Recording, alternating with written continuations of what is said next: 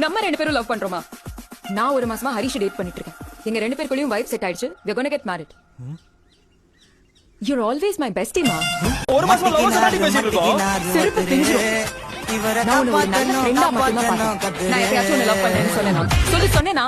சொல்றா விளக்குன. சொன்னேனா? நீ தான் உங்க அம்மா அப்பா வரதுக்கு ஒரு நாள் முன்னாடி இதே மாதிரி எங்க வீட்டு மாடியில நின்னுட்டு காலேஜ்ல இருந்து உன பழகுடாம பண்ணிட்டேன், லவ் யூ மேன் அப்படி சொல்லி கட்டி பிடிச்சிய. நான் கூட நிஜமாவன் கேட்டேன், நீ கூட ஆமான்னு சொன்னீங்க. அதுக்கு பேர் என்ன? நான் சொன்ன லவ் யூ மேன் யாரு வேணா அவங்க க்ளோஸா இருக்கிற யாருக்கு வேணா சொல்ற ஒரு வார்த்தை. ஐ லவ் யூன்னு சொன்னாதான் நான் உன்னை லவ் பண்றதா அர்த்தம். புரியுதா? தக்காளி பிசிக்கி தொட்டு மொக்க வாங்கிட்டடா சவுத்த போய் நக்கு. லவ்னாலே காதல் தானு சின்ன குழந்தை கூட தெரியுமேடி. அதுக்கு நீயே புதுசா ஒரு அர்த்தத்தை கண்டுபிடிச்சு கதை சொல்லிட்டு இருக்க. இவனுக்கு லவ் யூ வேறயா ஐ லவ் யூ வேறயா? 2 பேரும் மாறி மாறி ஸ்னாப் சாட்டிங்ல ஹார்ட் அவுட் அடிச்சிட்டோம்டி. அதுக்கு என்ன சொல்ல போற? நீ அனுப்புனது yellow heart.